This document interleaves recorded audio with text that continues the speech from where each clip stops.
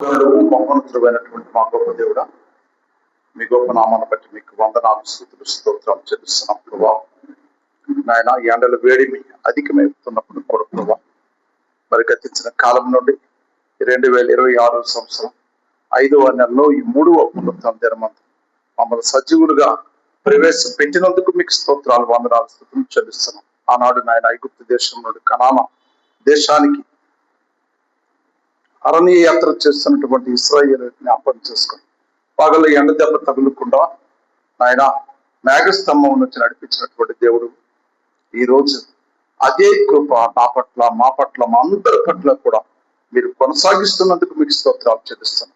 నిలబడిన దాసుడు బలహీనుడు ప్రభావ, బలహీనుని బలపరిచే గొప్ప దేవ మీ పాదాలు పట్టుకునేట్టుగా అద్భుతాన్ని జరిగించి నాతో మీరు మాట్లాడి మీ గణనామాన్ని గర్పరుచుకొని దీవెనలు కుమరించిన తోడుకొచ్చిన నీ ప్రజలందరిని బట్టి, నన్ను బట్టి, నీ దాసరాలను బట్టి, నాయన రాబోతున్న వారిని బట్టి కూడా మీకు స్తోత్రాలు చెల్లిస్తుంది. యేసు నామములో అడిగి పొందియడం తండ్రి, ఆమేన్, ఆమేన్, ఆమేన్.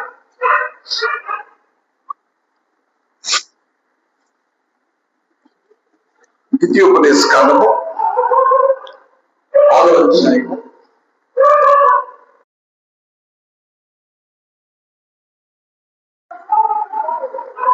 చదువు.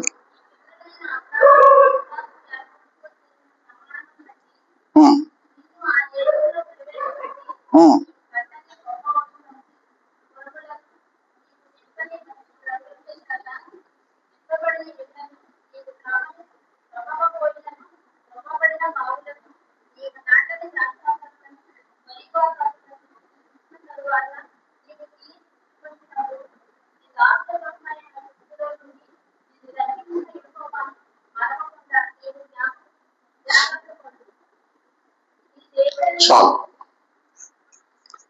ఇక్కడ మనం గమనించినట్లయితే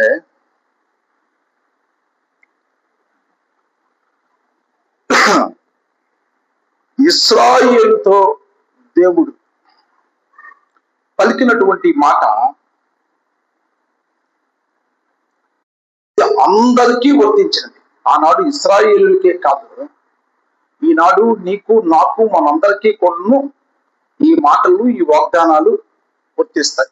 హల్లెలూయా, హల్లెలూయా.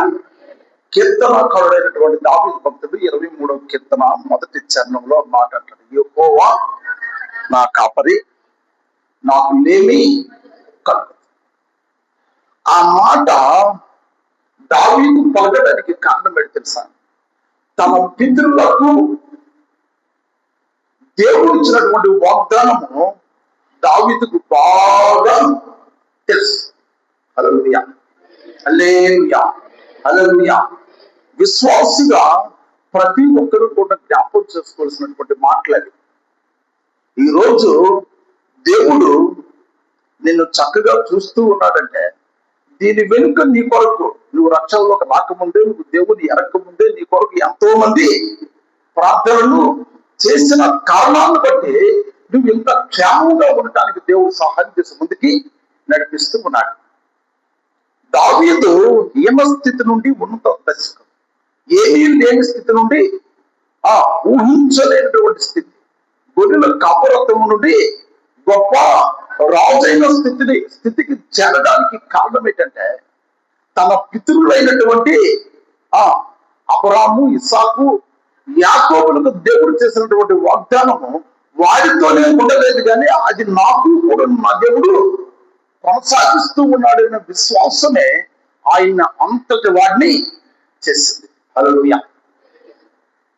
పిల్లరా, ప్రతి విశ్వాస యొక్క ప్రారంభము చాలా బాగుంటుంది. ఎలా ఉంటది? చాలా బాగుంటుంది. కానీ మధ్యలోనే ఏమవుతాయి? మార్పులు, చేర్పులు వస్తాయి.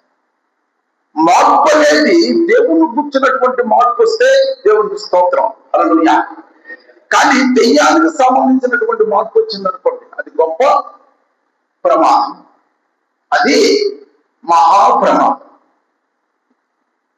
సౌలు గాడిదలు, తప్పినటువంటి గాడిదలు వెతకమని తండ్రి పంపిస్తే గాడిదలు వెతికిన వారికి దేవుడు ఏం చేశాడు?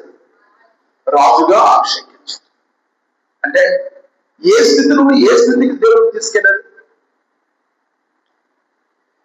గాడిదలు కాసిన వాళ్ళైనా, గాడిదలు వెతికిన వాళ్ళైనా,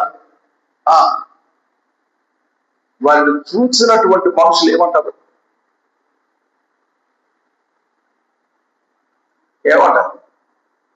పశువులు కాసిన వాళ్ళకి ఏమంటారు? చిన్న చూపు చూస్తారు. చిన్న చూపు చూపబడిన స్థితి నుండి పెద్ద చూపు చూపబడే స్థితిలోకి దేవుడు సౌలును నడిపించాడు.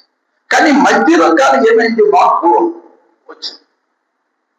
అభిషేకించినటువంటి దేవుడే, ఉన్నతమైన స్థితిలో సౌలును ఉంచడానికి ఇష్టపడినటువంటి దేవుడే తన ప్రవర్తన చూసి దెయ్యం పట్టణం ఎవరి మీదకి పంపించాడు? సౌలు మీదకి పంపించాడు. అదేంటది? రాజుగా అభిషేకించిన వాడు, బాగుపడాలని కోరుకున్నవాడు ఈ మధ్యలో ఈ పని చేయడం ఏంటి? తిన్నదనం లేకపోతే ఎవరికైనా తిప్పలు తప్పవు. మీ ముందు నిల్చున్నటువంటి ఈ దైవజనుడికైనా, నా ముందు ఉన్నటువంటి మీకైనా, ఈ మాట వింటున్నటువంటి ఏ ఒక్కరికైనా తప్పనే తప్పదు. దైవజనుడైనటువంటి ఏలికి తప్పిందా? ఆయన వ్యక్తిగతంగా తప్పు చేయకపోవచ్చు, కానీ పిల్లలు తప్పు చేశారు, వాడిని సరిచేయలేనటువంటి బలహీనుడుగా మారేడు కనుక ఆ యొక్క బలహీనత ఎవరి మీద పనిచేసింది? ఏలి మీద పనిచేసింది. అన్నాను పొరపాటు పడి, అమ్మా మత్తు కలిగిన దానిలాగా ఉన్నావు అని గద్దించిన వాడు అలా కాదు ఏలిన వాడ అని సాగు విషయం చెప్పినప్పుడు, అయితే దేవుడు నీకు జవాబు దయచేయును కాక, నీ మొర ఆలకించి నీకు జవాబు ఇస్తాడని పంపిస్తే అదే జరిగింది. అంత శక్తివంతుడైనటువంటి ఏలి పిల్లల దగ్గరికి వచ్చేసరికి ఏమైంది? వాళ్ళని దానిలో పెట్టలేనటువంటి పరిస్థితి ఎదురైనప్పుడు అది చాలా ఇబ్బందికరంగా మారిపోయింది. ఈయన సౌలు దగ్గరకు మనం వచ్చినట్లయితే, సౌలు ఏమీ కాని స్థితిలో ఉన్నతమైన స్థితిలోకి వెళ్ళిన తర్వాత దేవుని మాటలు పెడచెవిని పెట్టడము ప్రారంభించిన తరువాత జరిగినటువంటి పరిస్థితి ఏంటంటే హీన దశకు వెళ్ళిపోయాడు. 2 సమయాలు గ్రంథం 3వ అధ్యాయం 1వ వచనం మనం చదివినట్లయితే, 2 సమయాలు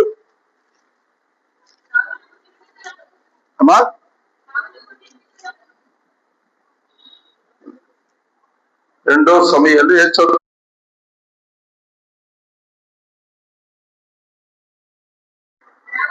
సౌలు కుటుంబీకులను దావీదు కుటుంబీకులను బహుకాలము యుద్ధము జరుగుగా దావీదు అంతకంతకు ప్రజలను సౌలు కుటుంబంలో అంతకంతకు నిరసించారు. కారణం ఏంటి? ప్రభువే ఉన్నతమైన హోదాను, ఉన్నతమైన స్థితిగతుల్ని, ఒక మంచి అధికారాన్ని ఇశ్రాయేలు ప్రజలు ఒక మంచి పరిపాలకుడుగా చేశాడు. కానీ ఇప్పుడు పరిస్థితి ఏమైపోయింది? ఆయన మాటను పెడచెవిని పెట్టడం ద్వారా రాజు అయినటువంటి సౌలు యొక్క స్థితి అంతకంతకు నిరసింది. దేవుని యొక్క మాట విన్నటువంటి దావీదు యొక్క పరిస్థితి అంతకంతకు ప్రబలింది. ప్రబలం అంటే అభివృద్ధి చెంది ఫలించింది. ఎవరైనా ఫలించాలన్న ఆశ నేను ఏ ఒక్కరు కూడా లేదు. కానీ దేవుని యొక్క మాట వినటంలోనే వారి యొక్క అభివృద్ధి ఆధారపడి ఉన్నారు. హల్లెలూయా. ఇంగ్లీష్ అర్థం అవి చూడకండి, దేవుని యొక్క మాటలు వినండి.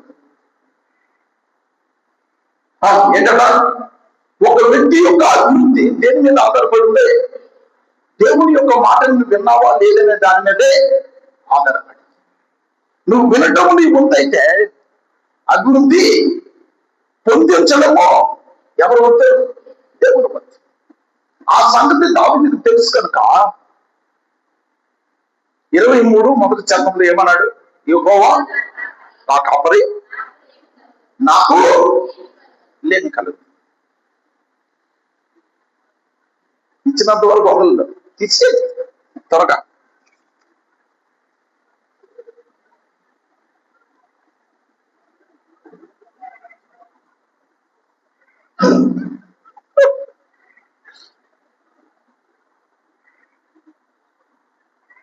దేవుడికి స్తోత్రం.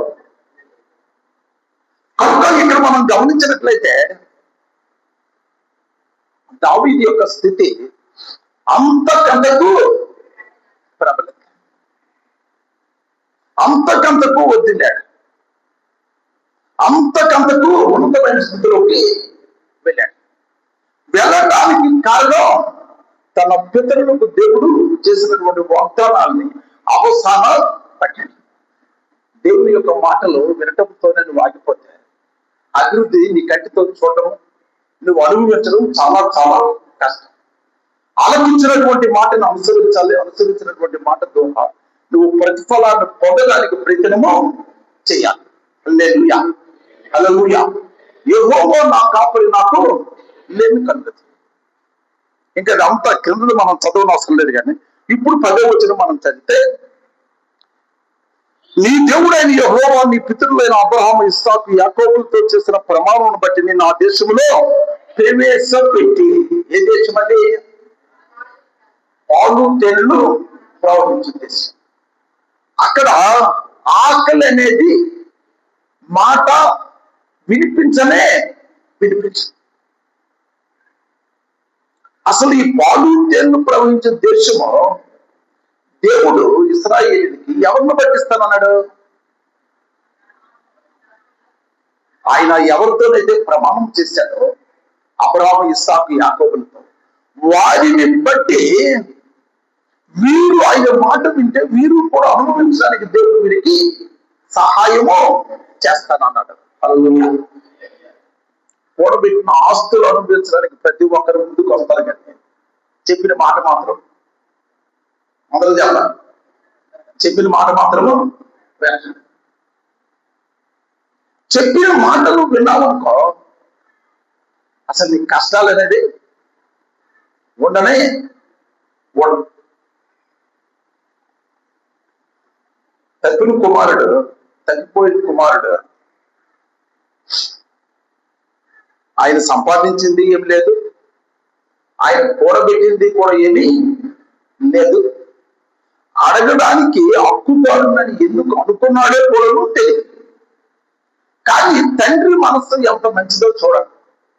నా ఆస్తి నాకు ఇమ్మంటే ఈ మాటలు ఏవి ఆయనతో అల్లా ఏరా నేను సంపాదించిందా? ఏ రోజైనా నెలంతా కష్టపడిన తర్వాత ఇదిగో నా కష్టానికి ఎంత వచ్చిందని నా చేతులు పెట్టిన రోజు ఏదైనా ఉందా? నువ్వు కూడబెట్టి నా చేతుల్లో ఇవ్వకుండా నా ఆస్తి నాకు ఎందుకు వదులుతావు అనే మాట ఎవరం లేదు తండ్రి అల్లా. సరేలే వీడేం చేస్తాడో చూద్దామని పంచిపెట్టి ఇచ్చాను. చివరికి ఏమైంది?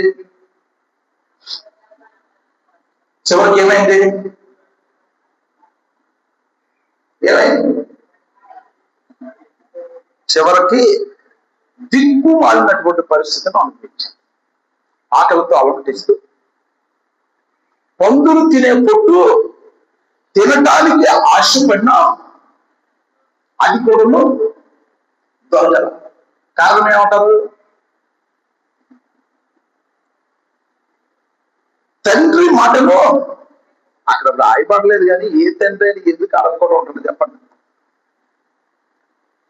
అన్ని రాస్తే బైబిల్ ఇంత సంక్షిప్తంగా రాయడానికి అవుతుంది. మనం పట్టుకొని మందిరానికి రావడానికి కూడా మనకు చేత కాదు. అదే వాక్యంలో రాయబడింది.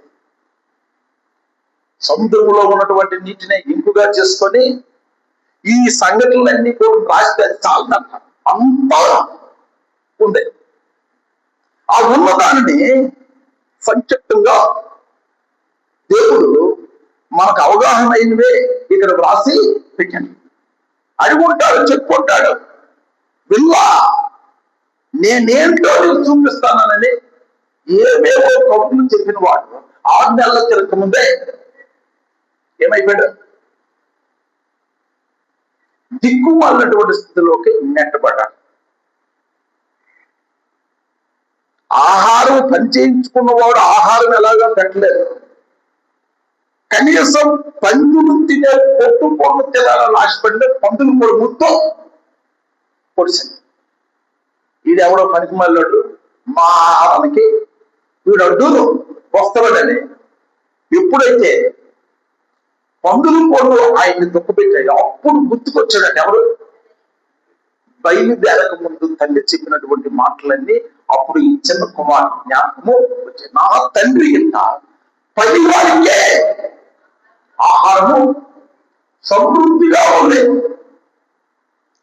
దేవుని యొక్క శక్తి, దేవుని యొక్క విలువ, దేవుని యొక్క బలం ఏంటో తెలియాలంటే ఈ పరిస్థితులన్నీ బాగా అనుభవించిన వారికే బాగా తెలుస్తాయి.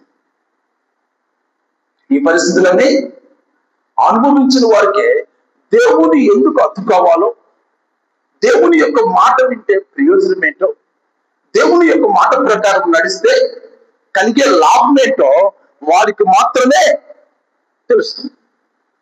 లేకపోతే అవగాహన అర్థం కావడం చాలా చాలా కష్టం.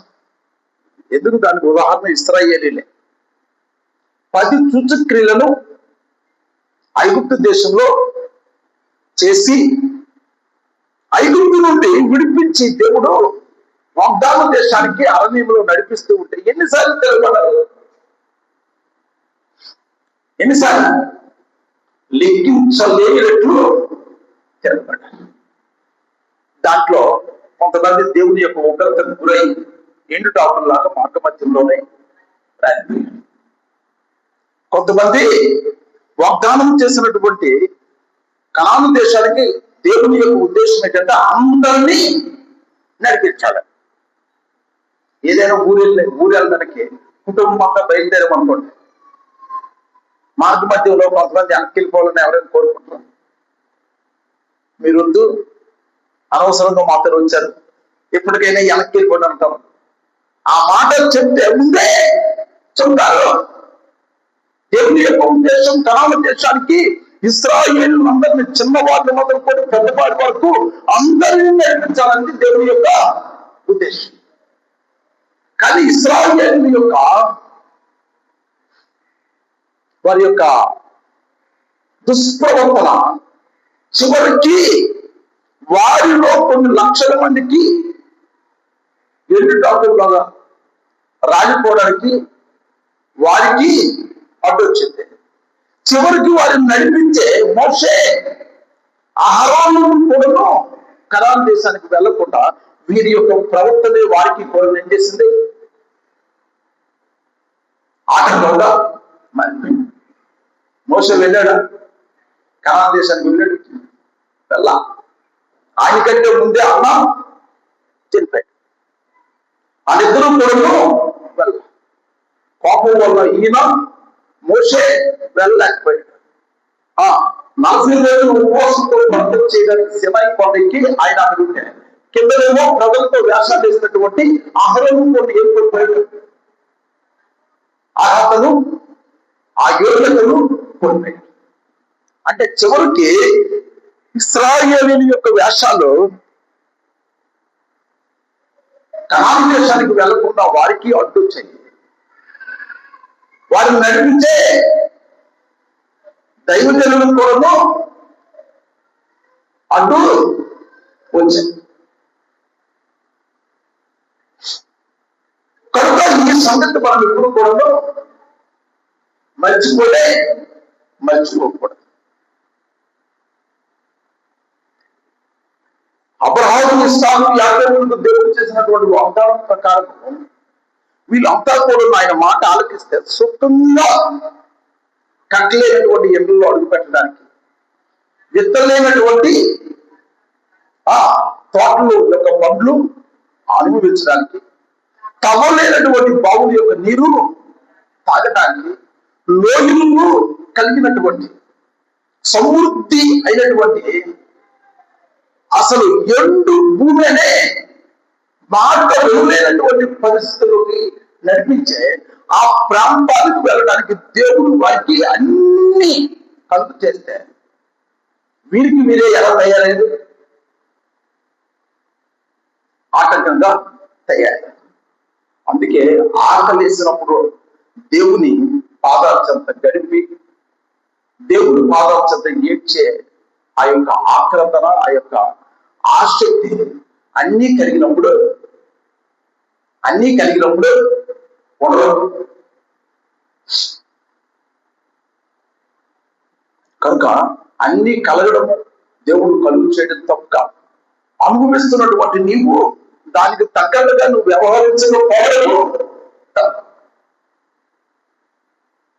ఏమీ లేనప్పుడు కన్నీరు కార్చావు, బాధపడ్డావు, వేదన పడ్డావు, విరిగి నలిగిన హృదయంతో దేవుడి సన్నిధిలో ఆయన పాదాల చెంత గడిపినటువంటి నీకు ఆరోగ్యం ఇచ్చాడు, ఆయుష్నిచ్చాడు, నిలువు నేడిచ్చాడు, కట్టుకోవడానికి పట్టించాడు, ఉండడానికి ఇల్లు ఇచ్చాడు.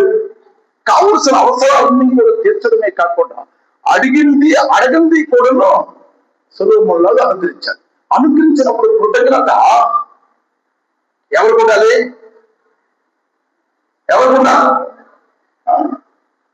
చూడండి, ఇక్కడ ఇంకో మాట,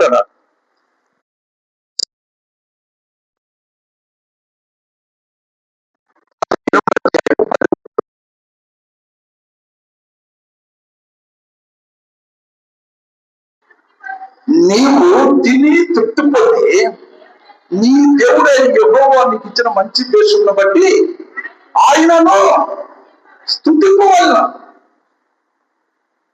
ఎందుకు స్తుతించాలట? మంచి దేశం ఇచ్చాడు ఉండడానికి. నువ్వు అసలు ఊహించలేనటువంటి వసతులు కలుగు చేశాడు. ఊహించలేనటువంటి వసతులు.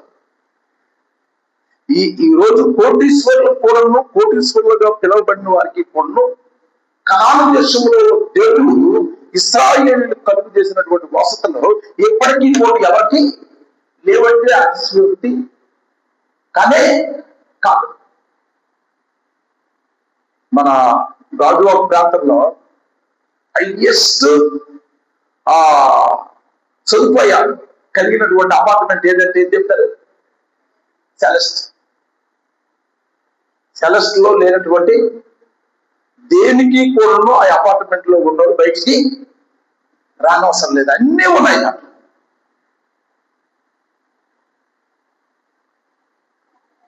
అంతకంటే మించినటువంటి సదుపాయాలు దేవుడు ఎక్కడ కలుగు చేశాడు? కనాను దేశంలో కలుగు చేశాడు. హల్లెలూయా, హల్లెలూయా, హల్లెలూయా. చూడండి ఏమేమి కలుగు చేశాడు. 3వ లైన్ నుండి 13వ లైన్ నుండి చదివితే,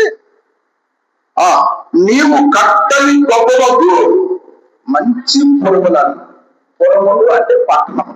మనం ఉండేది ఏంటి? పట్టణమా పల్లె? అందరూ చెప్పండి. మనం ఉండేది పట్టణం. మంచి పట్టణముల్లో నీవు నింపని మంచి ద్రవ్యములు చేత నింపని, జాగ్రత్తగా వినండి, నింపని అంటే వీళ్ళు వెళ్ళేసరికి ద్రవ్యములు ఎవరిని చూస్తున్నారు? దేవుడే. మొన్నటి దినాన పెట్రోల్ డీజిల్ పెరిగింది. ఏం పెరిగింది?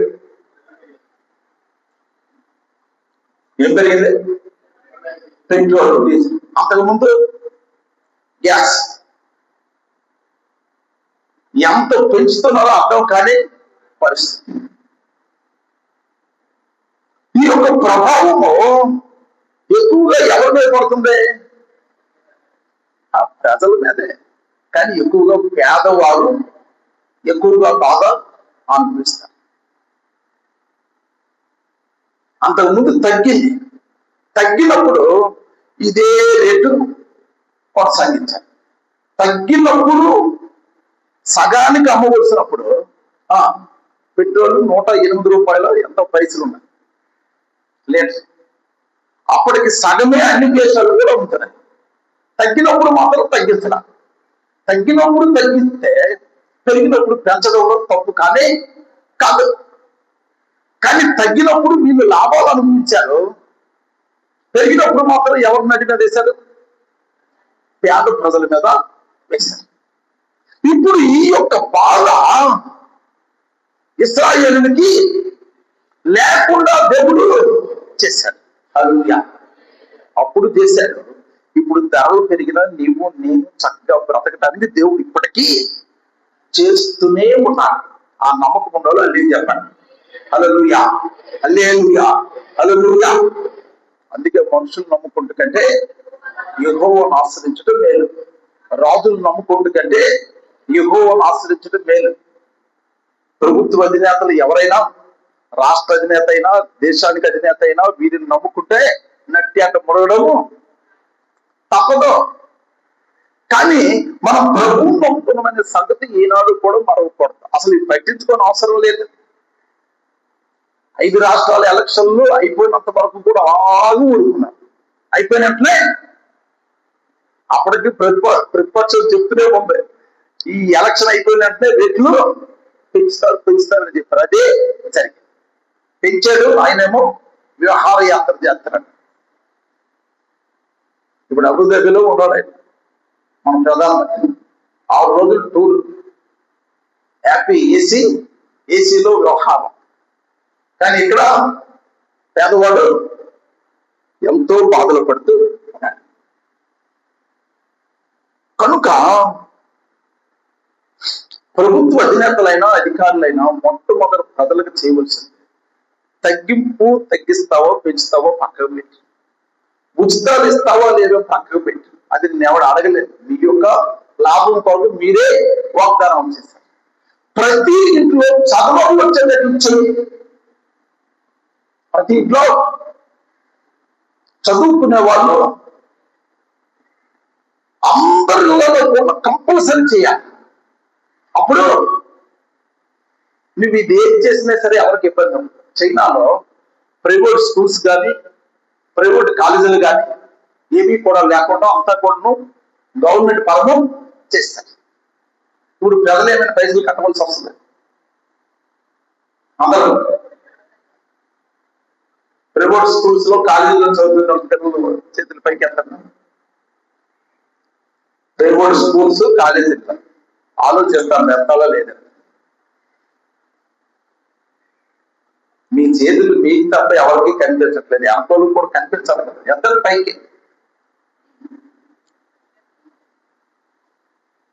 లేకపోతే చెయ్యే ఎంత అంటే ఈ భారం అంతా ఇప్పుడు ఎవరి మీద పడుతుంది? కన్నా తల్లిదండ్రులు కదా పడుతుంది. అదే గవర్నమెంట్ పరం అయిపోయింది అనుకో, గవర్నమెంట్ స్కూల్స్ లో చదివిన కాలేజీలో చదివిన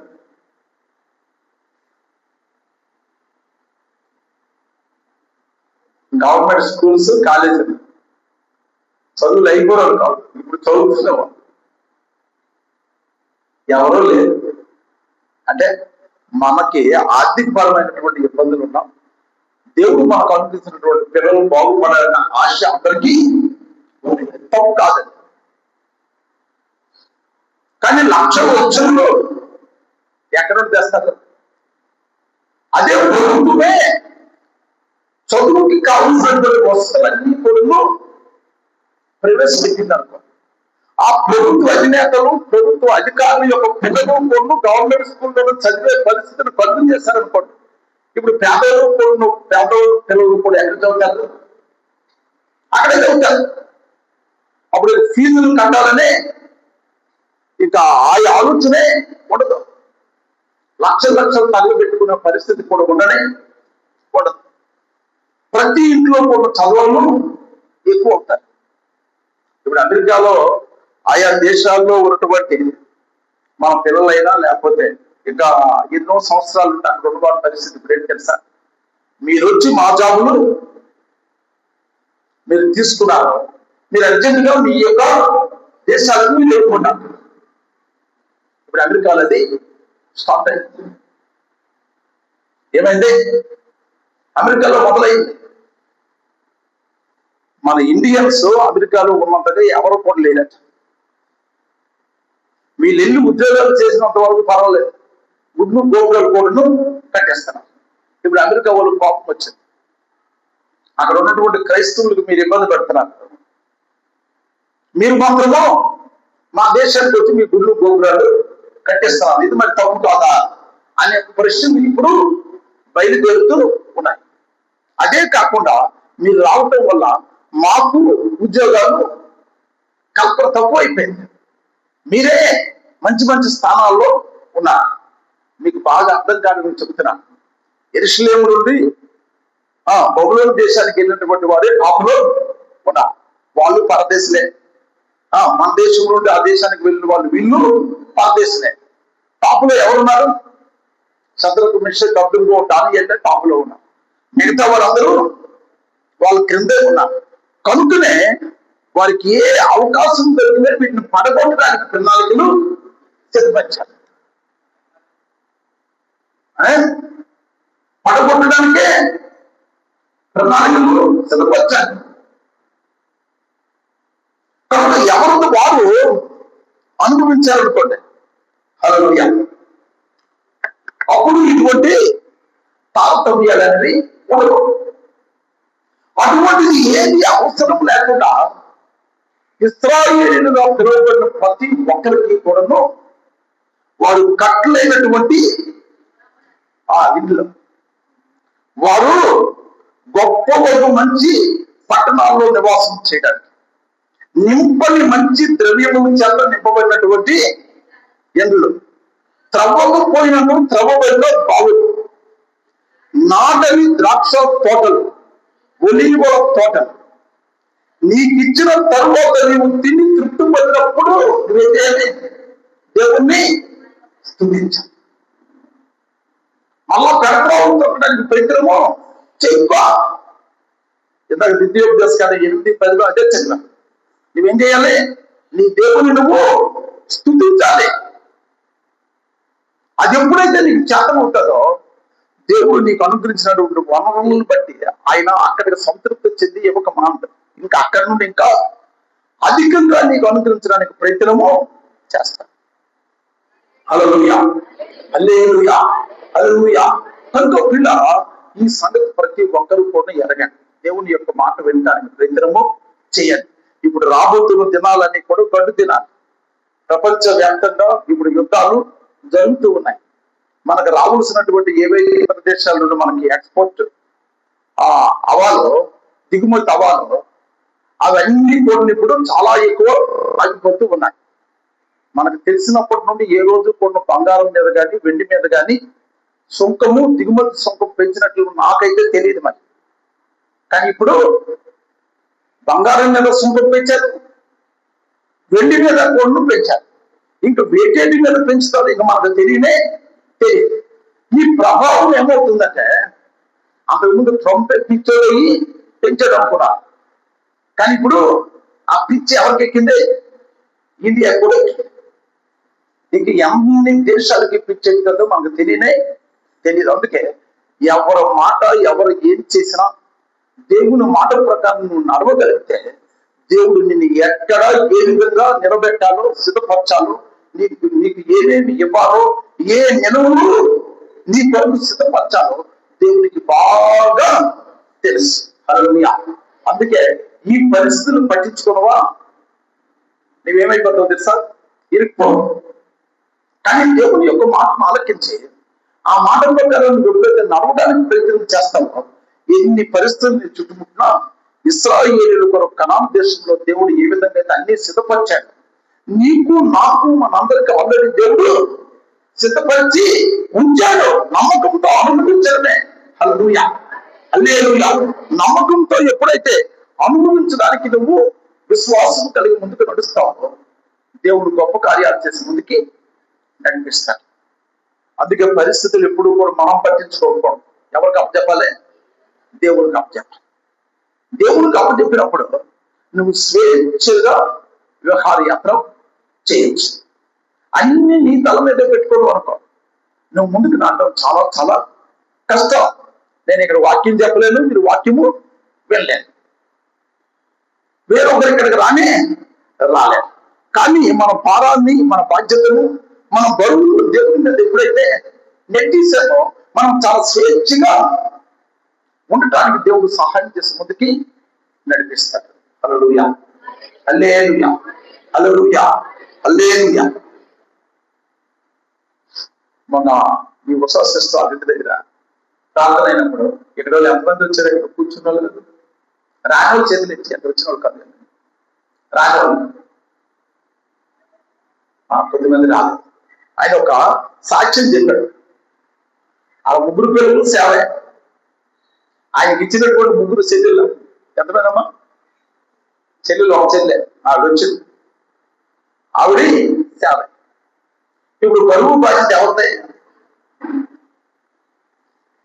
లేవీయులకు స్వాస్థ్యం లేదు, 12 గోత్రాల్లో లేవీయులకు ఏం లేదు, స్వాస్థ్యం లేదు. ఇప్పుడు లేవీయుల యొక్క స్వాస్థ్యం ఎవరు? దేవుడే. లేవీయుల యొక్క స్వాస్థ్యమైనప్పుడు బాధ్యత ఎవరిదే? దేవుడిదే. నీ బిడ్డలు నువ్వు కానప్పుడు బిడ్డల యొక్క బాధ్యత ఎవరిదే? ఇదే. అలానే ఇప్పుడు దేవుడే బాధ్యత తీసుకున్నప్పుడు మనం చాలా సంతోషంగా, ఆనందంగా ఉండడానికి అవకాశాలు ఎక్కువగా ఉంటాయి. దేని కొరకు కూడా బాధపడే అవసరము ఉండదు. 3 స్టంట్లు వేసిన ముత్యంలో ఎదుగుతున్నాడు. ఎన్ని స్టంట్లు? 3. ఆయన చెప్తే తప్ప బయటికి ఎవరికి తెలియదు. అంత ఆధారపడు మనిషి, అంత లోహంగా ఉన్నాడు. కానీ వాక్యము అద్భుత రీతిలో దేవుడు తన నోట ఉంచాడు. అది కావాలి మనిషికి. ఒక దైవజనులనే కాదు, విశ్వాసులకు కూడా అది అవసరమే. అది ఉంటేనే నీ విలువ, నా విలువ, మన విలువ పెరుగుతుంది. అది లేకపోతే ఈ ఎత్తు, పొడవు, లావులు, పుట్లు ఎవరు చూడరు, ఎవరికి అవసరం లేదు. అక్కడ నుండి అడు రోజు నుండి అనుభవం కారణం ఏంటి? మొదటి దైవజనుడు, రెండోది వాక్యము బాగా బోధ చేయగలదనే ఒక ఆలోచన ఆ కుటుంబానికి ఉంది. కనుక బంధుత్వం కంటే దేవుడు సేవకుడే వాడు గుర్తించబట్టే పిలిచారు. మన సంఘం కంటే వచ్చిన వాళ్ళు ఎక్కువ మంది ఉన్నారు. ఎలమంచిలి అక్కడ నుండి మనమేమో మనకి ISI టైమింగ్స్ కదా, మనం ఇంకా అలాగే వస్తూనే ఉన్నాం. అలా అక్కడ సగం పాటలు పాడించారు. నేనేం లేట్ అయ్యానంటే స్టీవెన్ గారు ఇంకా లేట్ అయ్యి నాకు ఇవ్వలేదు అక్కడ. ఇలా ఉంటుంది అని మనకి ఇది అలవాటు అయితే, ఈ అలవాటు ఎందుకు వచ్చింది? స్టీవెన్ గారు లేట్ అయినందుకు రాలేదు, మీ వల్ల ఆయనకు వచ్చింది, నాకు వచ్చింది. మనకి ఎప్పుడు కూడా 6 గంటలు అంటే ఇప్పుడు 6కి వెళ్ళాం, 7 అంటే 8కి. చేతులు కడుక్కునేటప్పుడు కూడా వచ్చిన వాళ్ళు ఉంటారు. వాళ్ళు దూరం నుండి వచ్చారు కదా, నేను కాకపోయాను. అందరూ వరుస కూర్చునిపోయాయి, పాటలు అయిపోతూ ఉన్నాయి. కనుక కొన్ని పద్ధతులు మనం ఏం చేయాలి? మార్చుకోవాలి. ఎక్కడ మార్చుకోవడం అంటే మనం కూడా ఇశ్రాయేలులా తయారైపోయామండి అని అనుకుంటే ఏనుటాకులుగా మారడానికి అవకాశాలు ఎక్కువగా ఉంటాయి. ఎప్పటికైనా ఏనుటాకు తప్పదు, కానీ అర్ధాంతరంగా అది తెచ్చుకోవడం అంటే చాలా చాలా తప్పు. కనుక పిల్లలు దేవుని యొక్క మాటలు ఆలకిస్తున్నటువంటి ప్రతి ఒక్కరు కూడా గమనించాలి. దేవుని మాటకు నువ్వు విలువిస్తే నీ విలువను దేవుడు పెంచుతాడు. దేవుని యొక్క మాటకు నువ్వు విలువ ఇవ్వకుండా పక్కకు పెట్టే వరకు నీ విలువలు ఏమవుతాయి? తరిగిపోతాయి. హల్లెలూయా, హల్లెలూయా, హల్లెలూయా, హల్లెలూయా. ఈ సంగతి ఏ ఒక్కరు కూడా మరొకటి. దేవుని మాట వినటప్పుడు నువ్వు ఎప్పుడైతే వేగిరి పడతావు, దేవుడు ఇంకా ఇంకా ఇంకా గొప్ప కార్యాలు చేస్తూ ముందుకి నడిపిస్తాడు. నేను ఆఖరిగా వచ్చాను, ఇంకో మాట చదివి నేను ముగిస్తాను. 11 వచనం ఇంకా పూర్తిగా చదవలేదు. నువ్వు నింపని మంచి ద్రవ్యముల చేత నింపబడిన ఇండ్లను, నువ్వు త్రవ్వకపోయినను త్రవ్వబడిన బావులను, నీవు నాటని ద్రాక్ష తోటలను, ఒలీవ తోటలను, నీకు ఇచ్చిన తరువాత నీవు తిని తృప్తి పొందినప్పుడు దాసులు గృహమైన ఐగుప్తు దేశంలో నుండి నిన్ను రప్పించిన యెహోవాను మరువకుండా నీవు జాగ్రత్త పడుము. ఏంటి ఆ జాగ్రత్త? ఏంటి ఆ జాగ్రత్త? నువ్వు ఏ దేశంలోనైతే అడుగు పెడుతూ ఉన్నావో నువ్వు వెళ్ళక ముందు అక్కడ 7 తెగల వారు ఉన్నారు. ఎన్ని తెగల వారు? 7 తెగల వారు ఉన్నారు. హివ్వీలు, హిత్తీలు, కనానీయులు, పెరిజీలు, ఈ విధంగా 7 రకాల తెగలు ఉన్నారు. వారితో వారిని పూర్తిగా బెంగకొట్టి వారిని అతను చేసి వారితో సాంగత్యం కానీ సత్సంబంధాలు కానీ కలిగి లేకుండా వారి దేవతలు పూజించకుండా మీరు జాగ్రత్త పడాలి. అన్ని వచ్చిన తర్వాత వాళ్ళ పాత స్థితిలోకి నెట్టబడిన వారు ఎంతో మంది ఉన్నారు. దిగజారిపోయిన వారు ఎంతో మంది ఉన్నారు. మళ్ళా పాత బ్రతికే ముహూర్తాలు, శకునాలు, బాగు లేకపోతే రక్షరేఖలు కట్టించుకోవడాలు, వాళ్ళు వీళ్ళు చెప్పిన ప్రకారము వెళ్ళడాలు, పెళ్లి కార్డులకేమో పశువులు రాయడాలు, ఇంకా రకరకాలవన్నీ కొన్ని ఎక్కడి నుండి వచ్చాయి. మళ్ళా పాత స్థితిలో వెళ్ళటం వల్ల ఇవన్నీ మళ్ళా అంటుకుంటూ ఉన్నాయి. నువ్వు కలిగి ఉన్నటువంటి దేవుని యొక్క విలువ ఏంటో నీకు తెలిస్తే నువ్వు జాగ్రత్త పడతావు. నువ్వు జాగ్రత్త పడితే మళ్ళా పాత వాటికి నువ్వేమి అవకాశమో ఇవ్వకుండా ఉంటే దేవుడు ఇంకా గొప్ప కార్యాలు చేస్తూ ముందుకు నడిపిస్తాడు. ఇంకొక మాట చదివి నేను ముగిస్తాను, చూడండి. ఇదే ద్వితీయోపదేశ కాలము 8వ అధ్యాయము 7 నుండి 9 వచనాలు చదివితే, నీ దేవుడు యెహోవా నిన్ను మంచి దేశంలో ప్రవేశపెట్టను, అది నీటి వాగులను, లోయలో నుండి, కొండలలో నుండి పాలు ఊటలను, అగాధ జలములు గల దేశము. నీటి కొరత లేదు. ఏం కొరత లేదు? నీటి కొరత లేదు. ఈరోజు కొలాయి వల్ల నీరు రాకపోవడం వల్ల లేటుకు వచ్చారా? ఎవరైనా వచ్చారా? అందరికీ కొలాయిలు వచ్చాయా? అది ఒకరున్నా. ఇంక ఈ వ్యాసం వచ్చిందంటే మనకి నీటి ఎక్కడ వల్ల ఏమవుతుంది? టయానికి నీరు రావట్లేదు. కానీ కనాను దేశంలో అడుగుపెట్టిన వారికి ఆ కొరత లేదు. అందుకే ఆయన మాట వింటే నీ పనులు చాలా సులువుగా జరగటానికి దేవుడు సహాయం చేసి ముందుకి నడిపిస్తాడు. అఖిలం చదవండి. అది గోధుమలు, ఎవలు, ద్రాక్ష చెట్లు, అంజూరపు చెట్లు, దానిమ్మ పండ్లు గల దేశము, ఒలివ నూనెయు తేనెయు గల దేశము, కరువు నీవు ఆహారము తిని దేశము, అందులో నీకు ఏ లోపముండదు, అది ఇనుపరాళ్ళు గల దేశము, దాని కొండల్లో నీవు రాగి త్రవ్వి తీయవచ్చును. హల్లెలూయా. మోడీ గారు బంగారం కొనొద్దా?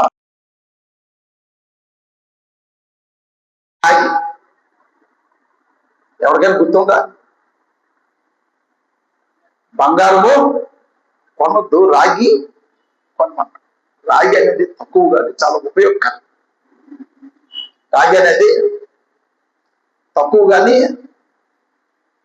శరీరానికి దొరకన్న వాళ్ళు రాగి గాజులు కానీ, రాగి కడియాలు కానీ, లేకపోతే రాగికి సంబంధించి ఏదైతే వేసుకున్నారో దాంట్లో వాటర్ తాగడం కానీ చేస్తే చాలా ఆరోగ్యము బాగా ఉంటుందని చెప్తారు. ఇప్పుడు ఈ రాగి అనేది ఉచితం ఎవరికి? ఇశ్రాయేలీయులకి. ఎక్కడ? కనాను దేశంలో. కరువు అనేది నువ్వు వినవు. కరువు రావడానికి అవకాశం లేదు. ఎప్పుడు ఆయన మాట వింటే కనుక వినటానికి వేగిరి పడండి. దేవుని మాట వినటకు పరుగులు తీయండి. ఆసక్తిని పెంపొందించుకోండి. దేవునితో ఆకర్షితులు కావడానికి ప్రయత్నం చేయండి. పరిస్థితులు నువ్వు చూస్తే మారవు. పరిస్థితులు నువ్వు చూస్తే మారవు. దేవుడు చూసేటట్లు ఆయనకు అవకాశం ఇవ్వాలి. అప్పుడు దేవుడు అన్నిటినీ చక్కగా మార్చి ముందుకి నడిపిస్తాడు. ఆ కృప తల్లిత దేవుడు మనందరికీ అనుగ్రహించి ముందుకు నడిపించును గాక. దేవుడి మాటలు దీవించును గాక. ఆమేన్.